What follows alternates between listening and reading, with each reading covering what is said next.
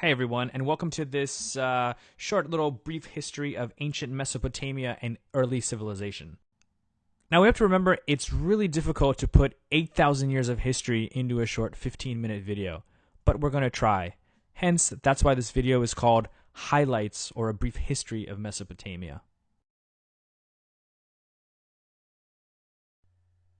Now there's a reason why most history books or history courses start with Mesopotamia. This is where most historians believe that the foundations of our modern civilization began. Now, it's hard to put exact dates to events from ancient antiquity. All we know is that the world we're familiar with today in terms of geography really took shape after the end of the most recent ice age, about 12,000 years ago. With the polar ice caps melting and the gigantic glaciers of the world receding, sea levels began to rise. This actually flooded large parts of the earth that had at one time been filled with animals and prehistoric humans. As the seas rose, the famous land bridge between Asia and North America, today basically eastern Siberia and Alaska, disappeared. So too did the coastlines of both continents. The land which connected Britain to Europe also was gradually flooded, creating the English Channel. So too was the land between the Mediterranean and the Black Sea. So I think you get the picture that the Earth was physically different than it is today. The same held true for the region that we call the Near East, or also the Middle East. We're basically going to focus on this area because it was here that around 7,000 years ago, the very beginnings of human civilization as we know it began to take form, and that the first collection of city-states fully emerged. Now, during this time, there were many different tribes scattered around the ancient Near East. Some of the ones that archaeologists have discovered have been named the Ubaid, the Hattusa, and there are actually countless others. You'd be surprised how many ancient peoples there were. Around 8,000 to 6,000 BCE, these tribes and groups of people began to settle down. Essentially, they were giving up their former nomadic hunter-gathering type of lifestyle and were settling in small, you could say, villages, mostly by streams and rivers. Now, the reason for this is because they had essentially discovered agriculture. Now, this was a big thing because instead of searching for food and hunting animals all the time, they could actually plant or essentially sow harvests to be reaped later on. In order to do this, they had to stay in one place. And of course, they had to live by rivers because those plants needed water. To aid them with this, they built canals that brought water from the rivers, especially during times when the rivers would flood, into their fields.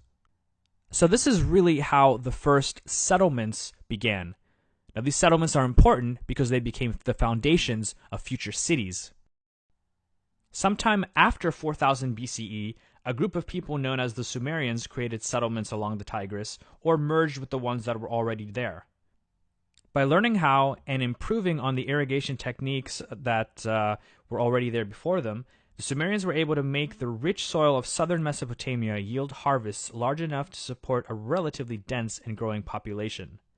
Basically, they succeeded where others had failed in producing the first food surpluses in human history. With excess food supplies, human beings no longer had to spend every day of their lives hunting and gathering food.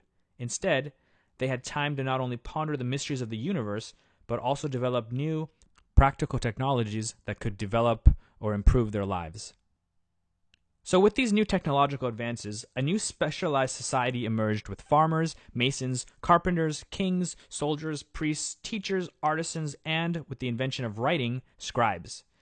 In fact, the Sumerians are credited with being the first ancient civilization to develop and use writing. The earliest evidence that we have of this dates back to 3300 BCE and is contained in clay tablets found in the ruins of the city of Uruk. This early writing, known as cuneiform, took form by impressing pictographs and symbols on wet slabs of clay with a stylus. Initially, such tablets were used to keep records of agricultural surpluses, but later became the main medium for recording royal proclamations and laws, the history of oral epics, and other aspects of Sumerian civilization. By 3500 BCE, the Sumerians and several other peoples of Mesopotamia were living in fully urbanized centers with paved roads lined with simple adobe houses, common markets, large step pyramids known as ziggurats, palaces, and public squares. Some of the most ancient of these cities, at least the ones that we know about, were Eridu, Ur, and Uruk. the latter, which in the 4th millennium BCE was believed to have been the largest urban area in the world at the time. Due to their location, these cities also acquired a great deal of wealth and possessed a relatively high degree of culture, at least for some of their citizens. In Uruk, for example, several royal tombs were found which contained golden objects, precious stones, ornately embroidered clothes, cosmetics, and even musical instruments. These objects are believed to have been placed into the tombs so that the deceased could take them on their journey into the afterlife. However, it was not just objects that were found in these tombs, but human remains of what are believed to have been servants. These servants were most likely soldiers, attendants, musicians, and concubines. It is believed that the royal patrons of these servants would need them in the world of the dead as much as they had in the world of the living. There's evidence that these servants drank poison before being entombed with their masters. Then, as now, ideas and technologies didn't stay with one group of people for long. Others discovered or acquired them and oftentimes became even more powerful than the original users. This was definitely the case with another Mesopotamian people known as the Akkadians. In 2340 BCE, Sumer was conquered by Sargon of Akkad. The Akkadians were once a semi-nomadic people who had gradually settled on the outskirts of Mesopotamia proper. Sargon ruled from his capital known as Agade, also known as Akkad, which is believed to have been somewhere near the modern-day city of Baghdad. Of course, we've never found the actual remains of Akkad, but we have numerous inscriptions that refer to it, so we know it existed. Agade eventually became the center of trade and administration for the region, with the Akkadian language replacing Sumerian, at least officially. It's likely, though, that most people were bilingual. They probably spoke Sumerian at home, and then the ruling class, who were the Akkadians, spoke both. According to the legends and secondary sources written after his death, Sargon came from humble origins. He was believed to have been the son of a gardener. The Sumerian king list, of which there are several versions, says that he had been the cupbearer of the king Ur-Zababa of the city of Kish, and eventually he went to seize the throne of another king, Lugal-Zagezi of Uruk. Sargon then shifted his capital to Agade and apparently ruled an empire that consisted of all of Mesopotamia and spanned from the Mediterranean to the borders of Iran. According to inscriptions that are believed to have been left by Sargon himself, the Akkadian king claims to have defeated some 50 other rulers during his conquest of Sumer and the regions leading to the Persian Gulf. According to the king list, he ruled this multi-ethnic empire, the first of its kind, somewhere for 54 to 56 years. We're not exactly sure of the dates. Though he founded his empire through conquest, its continued survival was due to trade. The Akkadian governors that Sargon appointed for his Sumerian conquests were instructed to tear down all of the walls around the cities. Sargon believed that not only would this prevent rebellions, but it would also make commerce easier between the regions of his new empire. In this he was very successful, as Sargon's empire sent and received valuable goods such as grain, timber, and tin from areas as far away as Egypt and India. Now, though Sargon appears to have had the power and charisma to have held his empire together, his successors proved to not have been as capable as ruling as he was. After just 100 years, the Akkadian Empire was overrun by a people known as the Gutians, after which a short, dark age settled over Mesopotamia. At least this is what the scribes and chroniclers of the age describe. It could just be that no one could compare to Sargon, since after his death he was regarded more like a god than a man. Divinity aside, Sargon's empire created a workable bureaucracy that laid strong foundations for other empires that would follow him. Around 2000 BCE, a new era began in Mesopotamia. After countless wars and perhaps decline caused by environmental factors, the old cities of Sumer began to be eclipsed by other ones that were being founded by new arrivals to the region. Among these were the Babylonians and later the Assyrians. For the next 400 years, several dynasties vied for power over Mesopotamia. Each was based in a particular city-state, with the most powerful of them being Babylon, Ashur, Mari, Larsa, and Isin. These new dynasties were all of Amorite descent. The Amorites were a group of Semitic tribes that had migrated and later settled in and around Mesopotamia during the 3rd millennium BCE. They are believed to have come from the west, possibly as far as the biblical land of Canaan. The first great tribe of the Amorites to rule over large swaths of Mesopotamia were the Assyrians. One of their kings, Shamshi-Adad, built up his empire not only through the strength of his military, but like Sargon before him, through trade, especially with Anatolia and to the northwest. When Shamshi-Adad died in 1781 BCE, another Amorite power to the south was already on the rise, the city-state of Babylon. The man who is credited for its rise is the famous Hammurabi. Hammurabi was unique in that he was both a warrior and a scholar. His most famous contribution to human history is his Code of Laws, commonly referred to as Hammurabi's Code. This legal document, if you could call it that, covered a host of issues as varied as pricing of agricultural goods, consumer protection, and also brutal capital punishments. Hammurabi also was a great patron of mathematics, astronomy, astrology, and the sciences. It's believed that during his reign, the numbering system based on 60 that we use today was developed. Assyria and Babylonia constantly vied for influence over Mesopotamia. Eventually, the two more or less coalesced with each other.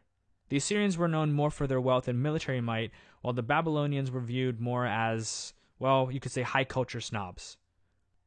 However, in 1595, both areas were overrun by invaders from Anatolia, the Hittites. Now, the Hittites are an Indo-European people that are believed to have come onto the scene around 1600 BCE. Their initial stronghold was the city of Hattusa, today in central Anatolia near the modern-day city of Boğaziçi'li. I'm really sorry, my Turkish isn't that good, and I always slaughter that name. Anyway, this was a tough, harsh, and mountainous region which undoubtedly rubbed off on all of the people who lived there. Thus, it was only natural that a warlike people, such as the Hittites, would be inclined to invade and reap the rewards of greener pastures to the south. Eventually, they expanded and created an empire that dominated Anatolia, the eastern Mediterranean, and also threatened the ancient but powerful kingdom of Egypt. Now, as warriors, the Hittites were among the most efficient and lethal of the ancient world. They are also believed to have been among the first peoples to adopt the horse-drawn chariot as a means of attack.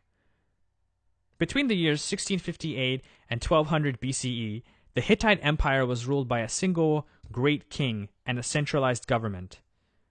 To help them to administrate their many territories, the Hittites developed a system of client kingdoms, kind of like vassals, who were to swear their loyalty and arms to the great king, often by paying tribute, providing soldiers, and wives for marriage. It was a system that seemed to work for several centuries until it didn't. This was probably the result of several things all occurring around the same time, including growing instability, famine, and constant warring with other neighboring states. Both the Egyptians and the Assyrians had also reasserted themselves militarily, thus putting pressure on the Hittite military machine and gobbling up their territory and client kings. By around 1200 BCE, the Hittites were basically out of luck, out of wealth, and most importantly, out of power. Now, the Hittites were brutal, no doubt, but they paled in comparison to the Assyrians. These were the people who made it a sport of massacring people, carrying the survivors into slavery, and turning once thriving cities into wastelands. For themselves, though, the Assyrians built some pretty exquisite cities, such as Nineveh and the historical capital of Ashur. These and other Assyrian cities contained beautiful palaces, temples, and libraries. In fact, much of what we know about the Akkadians and the early peoples of Mesopotamia comes from the texts discovered in the ruins of Nineveh's library. When the Assyrians weren't out killing and looting, they enjoyed a pretty high standard of living and culture. Through a policy of fear and intimidation, the Assyrians were able to hold on to their empire for several hundred years. Yet like the empires before it, the Assyrian one grew too big for its britches. That, along with ruling over populations who totally despised them, brought about their destruction. This was done through an alliance between the Babylonians and the Chaldeans and the Medes, an Indo-European confederation to the east that was also a relative newcomer to the Mesopotamian scene. In 612 BCE, they destroyed Nineveh and 3 years later, Ashur. This Neo-Babylonian Chaldean dynasty rebuilt Babylon into possibly the ancient world's most wealthy and beautiful city. This, though, was not done through the efforts of the Babylonians themselves. They relied heavily on the labor of conquered slaves.